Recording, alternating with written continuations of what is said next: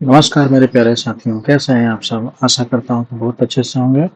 Geography complete करने के बाद राजनीति शास्त्र में यानी पॉलिटिकल साइंस में मैं एक नया चैप्टर जो पहला ही है, इसका नाम है लोकतंत्र, आप सबके सामने लेके आया हूँ। इस लोकतंत्र वाले चैप्टर में हम लोग समझेंगे कि लोकतंत्र क्या है, ये इसकी क्या विशेषताएं हैं, कितने प्रकार होते हैं, लोकतंत्र और गणतंत्र में क्या अंतर होता है। ठीक है, ये अपने आप में बहुत ही व्यापक शब्द है भाई। इसके बारे में जो जानना है हमें, उसको लिख लेते हैं। ये क्या है, इसकी विशेषताएं क्या है, प्रकार कितने हैं।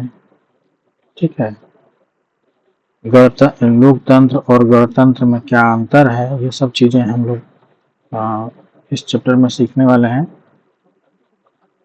लोकतंत्र और गणतंत्र में अंतर क्या है भाई, इसके सिद्धांतों की भी बात कर लेंगे। सिद्धांत क्या है, कुछ स्टेटमेंट देख लेंगे कि किसने क्या क्या कहा है। ठीक है, तो इन चीज़ों पर हम लोग चर्चा करने वाले हैं इस चैप्टर में। बीपीएससी हो या फिर कोई भी एग्जाम हो, इससे क्वेश्चन आता ही आता है, चाहे वो मेंस का हो या पीटी का हो, प्रीलिम्स का हो, इससे क्वेश्चन आता ही आता है। तो आपको क्या करना है कि बातों को ध्यान से सुनना है, और साथ में चाहे तो नोट्स बना सकते हैं वीडियो रोक रोक के, और समझने का जरूर कोशिश करना है कि एक्चुअल में है क्या। देखिए, क्योंकि लोकतंत्र अपने आप में इतना बड़ा शब्द है, अगर इसकी सिर्फ शब्दों की बात करें तो हर कोई, लगभग हर कोई अपने देश में या कहीं भी बता देता है कि भाई डेमोक्रेसी इसका जो है इंग्लिश शब्द होता है। ठीक है, जिसमें शाब्दिक अर्थों पे जाएं तो डेमो का मतलब होता है जनता। ठीक है, हम लोग, और कृषि का मतलब है शासन, है जनता का शासन। तो कहने का मतलब कि जनता शासन कर रही है। ठीक है, अच्छी बात है, लेकिन अगर सिर्फ शाब्दिक अर्थों पे ही जाएंगे तो कंप्यूटर का क्या मतलब हुआ? मुझे बताइए कि कंप्यूटर का क्या मतलब हुआ। कंप्यूटर शब्द का मतलब वो शाब्दिक अर्थ हुआ। कंप्यूट का मतलब होता है भाई गणना करना। ठीक है, ये वही गणना जो जोड़ घटा गुणा भाग वाला। तो ये बताइए, गणना करने से कंप्यूटर के शाब्दिक अर्थ से आप कंप्यूटर की परिभाषा निकाल सकते हैं? नहीं निकाल सकते। सिर्फ गणना करना इसका काम होता है कंप्यूटर का। आज के युग में देखिएगा, आधुनिक युग में, तो कंप्यूटर से वीडियोग्राफी भी होता है, फोटोग्राफी होता है, एडिटिंग होता है, इंटरनेट चलता है, गणना तो होता ही होता है। कितनी सारी चीजों में हम लोग कंप्यूटर का यूज कर रहे हैं। ठीक है, तो इस सिर्फ सिर्फ शाब्दिक अर्थ से आप इसका इतना व्यापक समझ अपना आप नहीं विकसित कर पाएंगे कि कंप्यूटर का मतलब ये हुआ। ठीक उसी तरह से जो लोकतंत्र है, अपने आप में बहुत बड़ा शब्द है और इसका बहुत बड़ा डायमेंशन है। उसको हम लोग को समझने का प्रयास करना है, देखना है कि भाई इसमें क्या क्या चीजें हैं। आज हर कोई, हर देश लगभग जो भी है फेमस है थोड़ा देश, तो वो अपने आप को लोकतांत्रिक बताता है। अपनी जो व्यवस्था है, जैसे पहला सब टॉपिक हमारा है परिभाषा।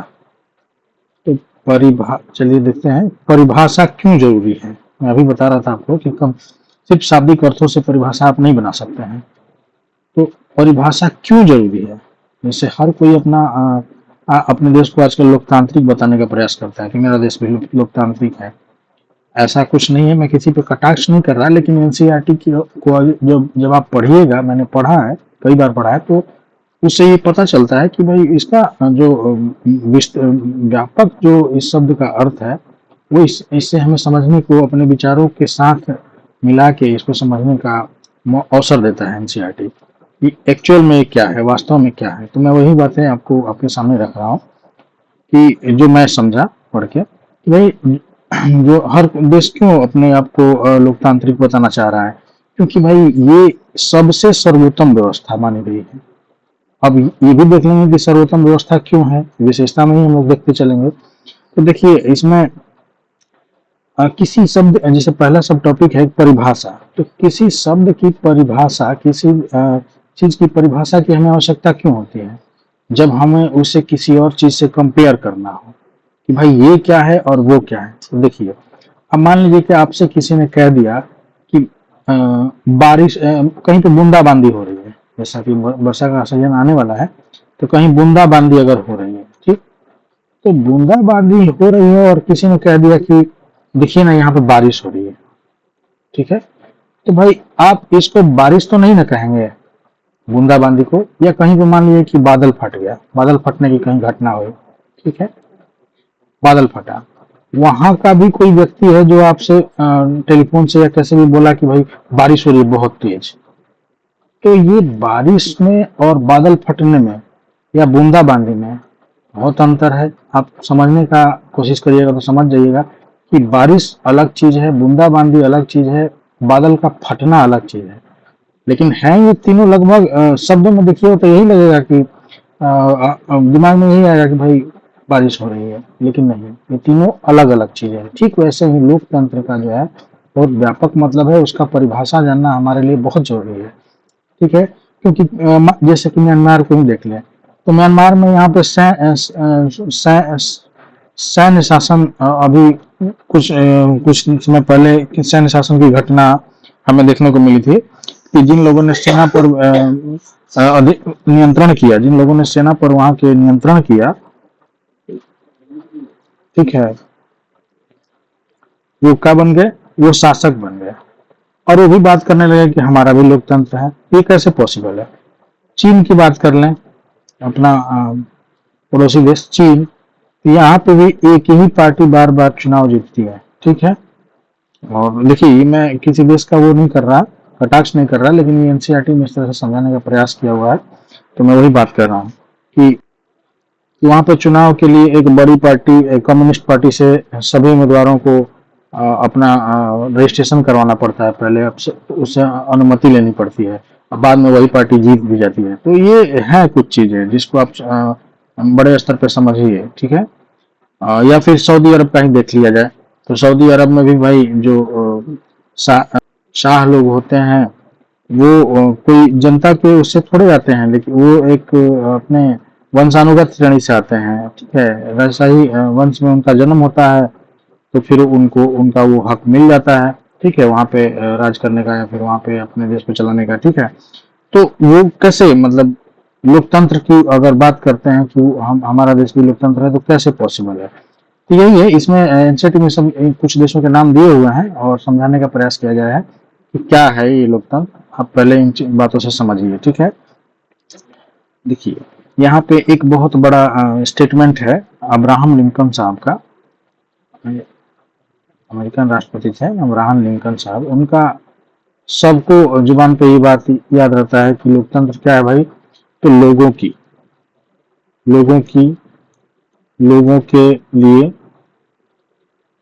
लोगों के लिए और लोगों के द्वारा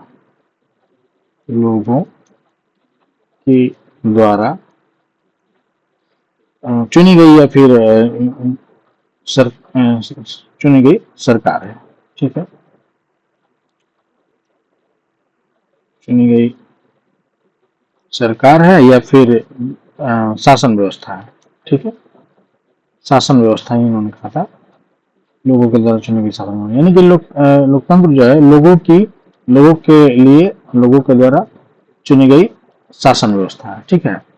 तो ये अब्राहम लिंकन साहब ने कह दिया था, तो भाई आप एक स्वतंत्र व्यक्ति हैं अगर, तो किसी बड़े आदमी की कही गई बातों को यूं ही आप नहीं मान लेंगे, नहीं मान लेना चाहिए, मेरे हिसाब से भी नहीं मान लेना चाहिए कि हम इसलिए किसी बात को सत्य मान लें या उचित मान लें कि किसी बड़े आदमी ने इस बारे में ये चीजें, कुछ अच्छी चीजें या कुछ बुरी चीजें जो भी एक कहा है, अपना आपका विचार है, उसको विचारों को अपने कसौटी पर रखते हुए देखिए कि ये वास्तव में है क्या, ठीक है। तो एनसीईआरटी भी यही कहता है कि अपने विचार को से इसको सोचिए कि ये क्या है, इस पर थोड़ा काम कीजिए, तो इसका व्यापक जो अर्थ है वो आपके सामने निकल के आएगा, ठीक है। तो भाई लोकतंत्र का मेरे हिसाब से या फिर आज के आधुनिक युग में जो इसका एक्सेप्टेंस है अपने भारत में खास करके, तो देखा जाए तो ये कहता है कि ये एक प्रणाली है, ठीक है। इसको एक चीज और, इसको प्रजातंत्र के नाम से भी जानते हैं, ये तो वही है प्रजातंत्र, ठीक है। तो इसमें है कि आप लिख सकते हैं, यह शासन का, लिख देता हूं, यह शासन का एक ऐसा रूप है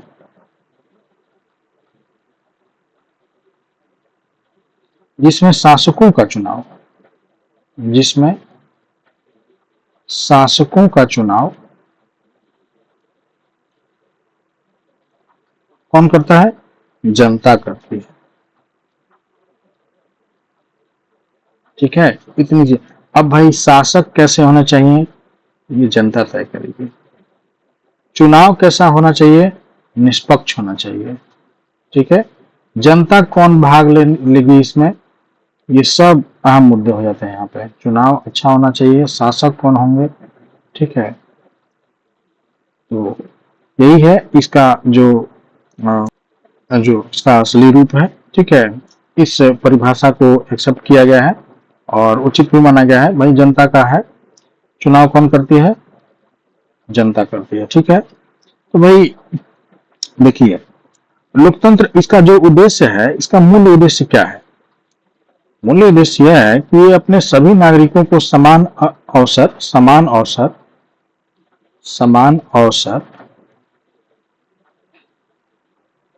समान अधिकार दिलाने का प्रयास करें। ठीक है, अपने विचार मत को व्यक्त करने का अधिकार दे,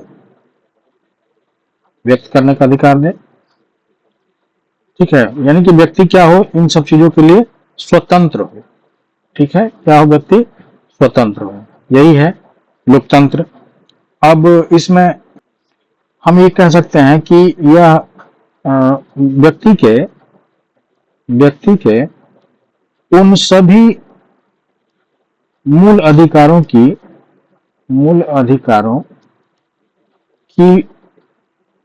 रक्षा सुनिश्चित करती है जो कि एक स्वस्थ समाज के लिए आवश्यक होता है। ठीक है, क्लियर? यही है लोकतंत्र। ठीक है, अगला पेज। अब भाई इस लोकतंत्र के सिद्धांतों की बात कर लेते हैं।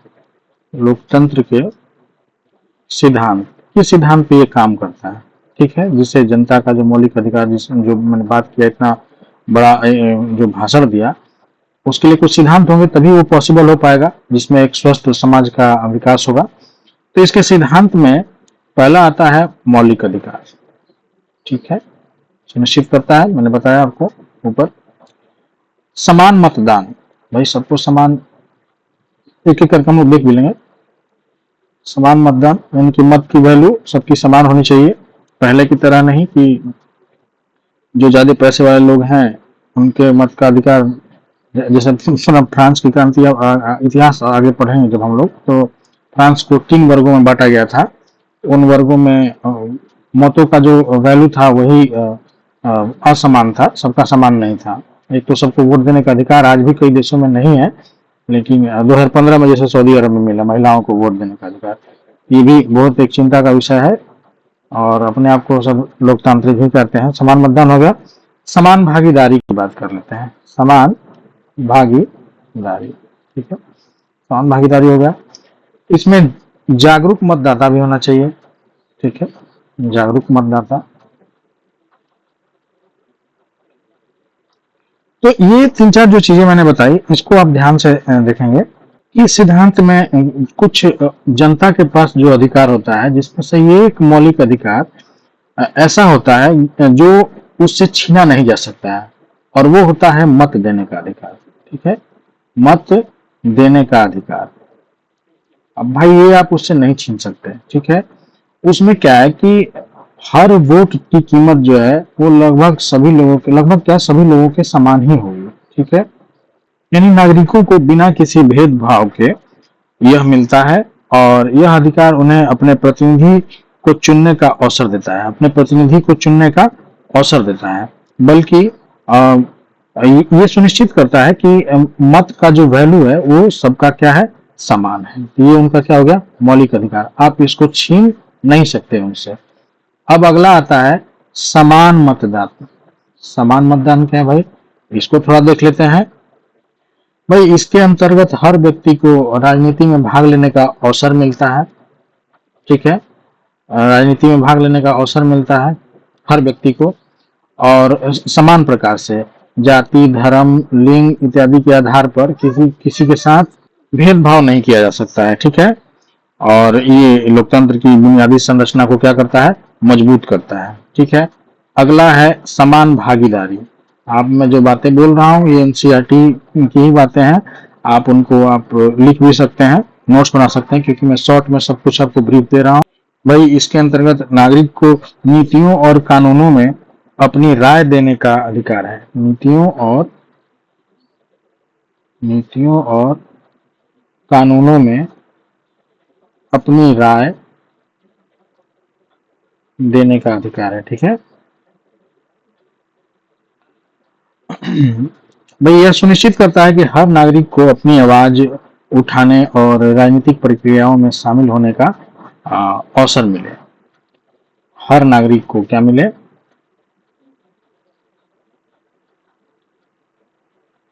राजनीतिक प्रक्रियाओं में शामिल होने का अवसर मिले। ठीक है, ये हुआ समान भागीदारी, यानी कि नागरिकों की, सभी नागरिकों की समान भागीदारी ये सुनिश्चित करता है। ठीक है, 3 हो गया, समान मतदान, समान भागीदारी। अब ये जागरूक मतदान। ठीक है, तो भाई इसमें एक जागरूक मतदाता को ये जानने का अधिकार होता है कि जो सामने वाले जो राजनेता हैं, जिनके लिए उस मतदाता को वोट देना है, तो राजनेता के बारे में सही और सटीक जानकारी होनी चाहिए। उनकी नीतियां क्या है, वो किन नीतियों पे चुनाव लड़ रहे हैं, वो नीतियां कितनी सही साबित होंगी, भविष्य में उनका क्या इफेक्ट पड़ेगा देश पर या फिर राज्य पर, जहां के लिए वो चुनाव हो रहा है। तो ये एक जागरूक मतदाता ही ऐसे सोच पाएगा। और ये चुनाव के लिए धन कहाँ से आ रहा है, धन कहाँ से अर्जित हो रहा है, ये चीजें व्यक्ति तभी सोच पाएगा ना जब वो जागरूक होगा। तो ये जागरूक मतदाता का होना भी उतना ही आवश्यक है जितना कि ये एक मौलिक अधिकार, समान मतदान, समान भागीदारी, तीनों इंपॉर्टेंट है। ठीक है, तो लोकतंत्र के ये 4 सिद्धांत मैंने आपको बताया, उसको आप नोट कर सकते हैं। तो भाई विशेषताएं अब देख लेते हैं। विशेषताएं भी मैंने 4 बताई आपको। चुनाव प्रणाली, विविधता, अभिव्यक्ति की स्वतंत्रता और न्यायिक व्यवस्था, ये चारों ही इंपॉर्टेंट है। देख लेते हैं कि क्या क्या है। चुनाव प्रणाली, भाई एक सुदृढ़ और सही लोकतंत्र के लिए एक अच्छी चुनाव प्रणाली का होना बहुत अति आवश्यक है। तो चुनाव प्रणाली जो है कि एक महत्वपूर्ण प्रक्रिया होती है। क्या होती है? महत्वपूर्ण प्रक्रिया, जिसमें नागरिक क्या करते हैं, अपने प्रतिनिधियों को, क्या अपने नेता को चुनते हैं। ठीक है, नेता का चुनाव करते हैं, और चुनाव जो है वो स्वतंत्र और निष्पक्ष होता है। क्या होता है? स्वतंत्र और निष्पक्ष होता है, तभी ये लोकतंत्र बेहतर तरीके से काम करेगा। ठीक है, उसके बाद विविधता, डाइवर्सिटी की बात करता है। तो अगला है विविधता। इसमें क्या है भाई कि इसमें हर जाति, धर्म, मजहब इत्यादि के आधार पर किसी के साथ मजहब के किसी के साथ भेदभाव की इसमें पॉसिबिलिटी नहीं रहती है। ठीक है, सबको समान अवसर मिलता है, समान मौका मिलता है। ठीक है, समान मौका मिलता है। तो ये भारत जैसे विशाल देश जहाँ पे इतनी डाइवर्सिटी, इतनी विविधताएं हैं, के लिए बहुत अति आवश्यक हो जाता है। ठीक है, तो विविधता इस तरह से काम करता है। इसके अंतर्गत जो है विभिन्न जातियों, धर्मों और समुदायों के लोगों को समान अवसर मिलता है, इसलिए अगला इसका विशेषता होगा विविधता। अगला टर्म है हमारा अभिव्यक्ति की स्वतंत्रता। भाई इसमें सभी को बोलने का, अपने विचार रखने का, जिसे मीडिया का बहुत इंपॉर्टेंट रोल होता है, सबको समान अवसर दिया जाता है। प्रेस, मीडिया, अन्य समाचार माध्यमों से लोग अपनी राय प्रकट कर पाते हैं। राय प्रकट करेंगे तभी ये एक स्वस्थ लोकतंत्र का विकास होगा। ठीक है, अगला है जो लिखा है मैंने चौथा कि न्याय व्यवस्था है। ये क्या है भाई? तो लोकतंत्र में भाई इसमें न्याय की स्वतंत्र और निष्पक्ष व्यवस्था होती है। न्याय की क्या होती है? स्वतंत्र और निष्पक्ष निष्पक्ष व्यवस्था होती है। ठीक है, यानी कि ये कह सकते हैं कि न्यायालय यहाँ पे न्यायालय को स्वतंत्र रखा जाता है, न्यायालय स्वतंत्र होते हैं और सभी नागरिकों को, इसका मेन पर्पस ये है स्वतंत्र रखने का कि सभी नागरिकों को न्याय मिले और सभी नागरिकों, क्योंकि न्याय का सबको समान अधिकार होता है। ठीक है, सभी नागरिकों को न्याय सुनिश्चित करने के लिए। तो ये हम लोग देखें कि लोकतंत्र की क्या विशेषताएं हैं। ठीक है, अब देख लेते हैं कि भाई ये कितने प्रकार के होते हैं। तो इसको मुख्यतः दो प्रकारों में विभाजित करके देखा जा सकता है, दिखाया भी गया है, प्रत्यक्ष और अप्रत्यक्ष। अप्रत्यक्ष का मतलब होता है भाई सामने सीधा। तो प्रत्यक्ष वाला जो मामला है ये थोड़ा देख लेते हैं कि पहले होता था, जैसे वैसे क्षेत्र जहाँ पे कम जनसंख्या है वहां पे पॉसिबल हो सकता है। प्रत्यक्ष का मतलब हुआ कि बिल्कुल सामने से बैठ के सभी लोग ही इसमें मीटिंग कर लें, यानी कि इसको शुद्ध शासन भी आप कह सकते हैं। शुद्ध सबसे जो शुद्ध रूप है लोकतंत्र का वो यही है, लेकिन इसकी कुछ कमियां भी हैं, हम देख लेते हैं इसी में कि भाई इसमें क्या है कि लोग सीधे नीतियों और कानूनों पर अपना निर्णय लेते हैं, सीधे डायरेक्ट बैठ के। ठीक है, एक जगह इकट्ठा हुए और सारा निर्णय लेने लगे। तो ये हुआ। अब पहले प्राचीन एथेंस में इस प्रकार का लोकतंत्र का उपयोग किया गया है।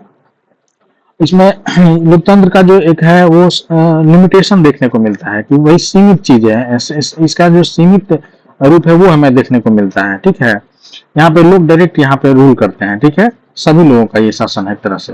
भाई इसमें नुकसान भी है कुछ। ठीक है, ये शुद्ध शासन का तो रूप है, लेकिन इसका नुकसान ये था, या ये हो सकता है कि भाई इसमें निर्णय लेना थोड़ा कठिन होगा, निर्णय लेना कठिन। ठीक है, उसके बाद बिल्कुल सामने से बैठ रहे हैं तो हो सकता है कि तनाव की स्थिति बन जाए, लड़ाई झगड़े हो जाए, तनाव की स्थिति हो सकती है, बहुमत के अत्याचार को जन्म दे सकता है। ठीक है,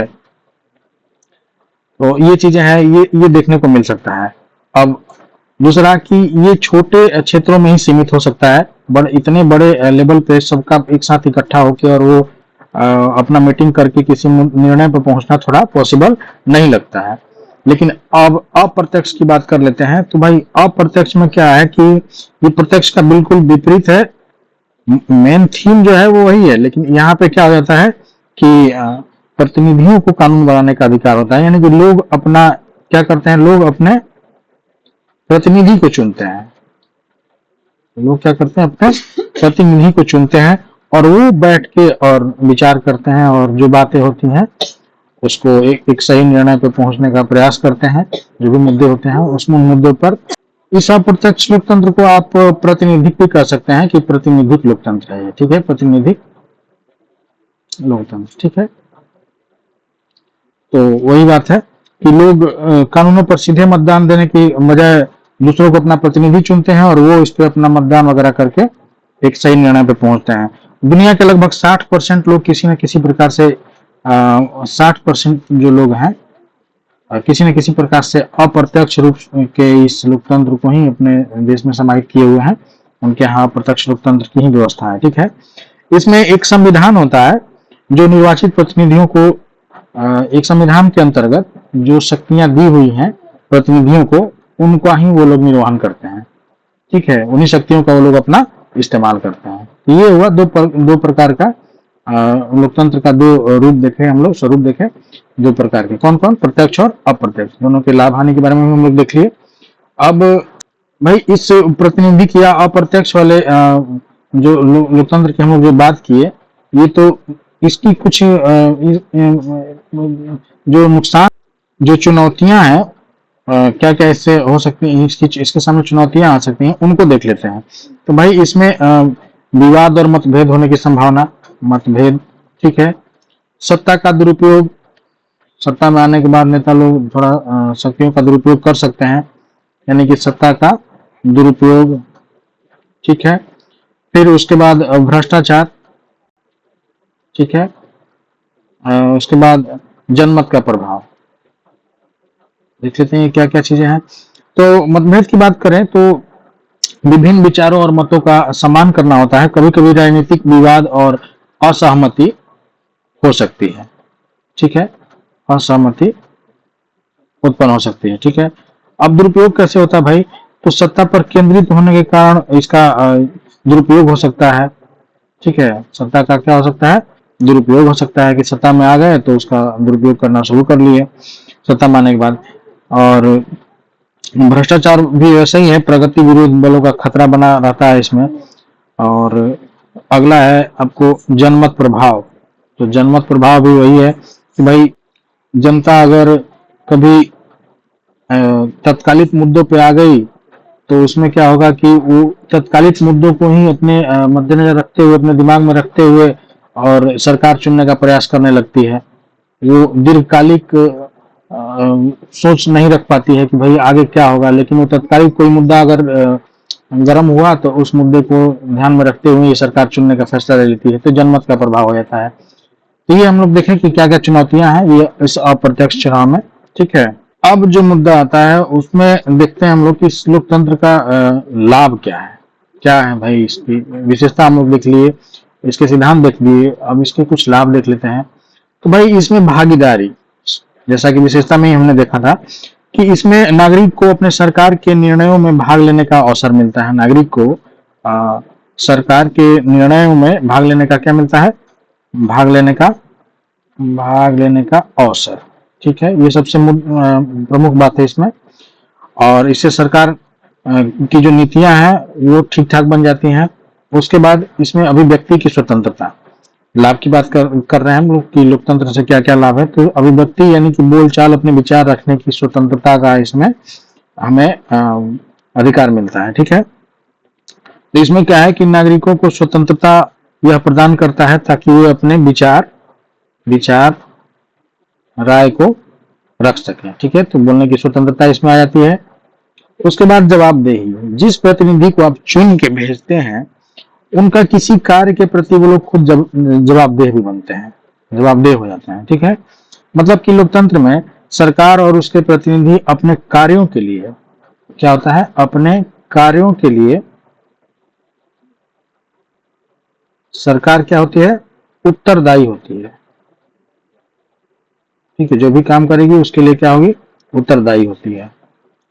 ठीक है, एकता और समरसता की बात कर लेते हैं। तो भाई चूंकि इसमें समान वोट की वैल्यू, मैंने आपको बताया था कि वोट की वैल्यू क्या होती है, समान, तो इससे समाज में थोड़ा समरसता बना रहता है, एकता बनी रहती है। हर वोटर के, हर मतदाता के दिमाग में, मन में ये चीज रहती है कि भाई सबके वोट का अधिकार समान है। पहले वाली व्यवस्था नहीं है जो फ्रांस में मैंने जैसा कि आपको उदाहरण दिया था, उस तरह का कोई भेदभाव या इस तरह की चीजें नहीं थी। तो आइए देख लेते हैं भाई कि इस चैप्टर के अंत में हमने क्या क्या सीखा कि लोकतंत्र क्या है। सबसे पहले हमने देखा कि लोकतंत्र क्या है, तो इस बारे में हमने देखा कि भाई ये एक शासन प्रणाली है जिसमें सर्वोच्च सत्ता जो है वो जनता के पास होती है, जनता के हाथों में निहित होती है। ठीक है, फिर इसकी हम लोग विशेषता देखे, इस लोकतंत्र की विशेषताएं देखे। उस विशेषताएं में क्या था भाई कि जनता का शासन, स्वतंत्र और निष्पक्ष चुनाव, कानून का शासन, अभिव्यक्ति की स्वतंत्रता, ये चीजें हम लोग देखे। फिर उसके बाद हमने देखा कि भाई इसके सिद्धांत क्या है, उसको देखा, 4 सिद्धांत मैंने आपको बताया। फिर उसके बाद हमने देखा कि भाई कितने प्रकार का होता है, तो 2 प्रकार का बताया था, एक प्रत्यक्ष और एक अप्रत्यक्ष। तो अपने आप से सवाल पूछ लीजिएगा कि क्या ये बातें जो भी मैंने बताया आपके दिमाग में है, एक प्रत्यक्ष और एक अप्रत्यक्ष। ठीक है, और इसका लोकतंत्र को ही हम लोग एक प्रजातंत्र के नाम से भी जानते हैं। ठीक है, यही चीजें हमने देखा, कुछ लाभ, इससे कुछ लाभ की, कुछ इसकी चुनौतियां वगैरह भी हम लोग देखे। चलिए वीडियो को ज्यादा लेंदी नहीं करते हैं। वीडियो पसंद आया तो लाइक करिए, सब्सक्राइब करिए चैनल को और अपने दोस्तों में शेयर करिए। मिलते हैं किसी दूसरे वीडियो में। धन्यवाद।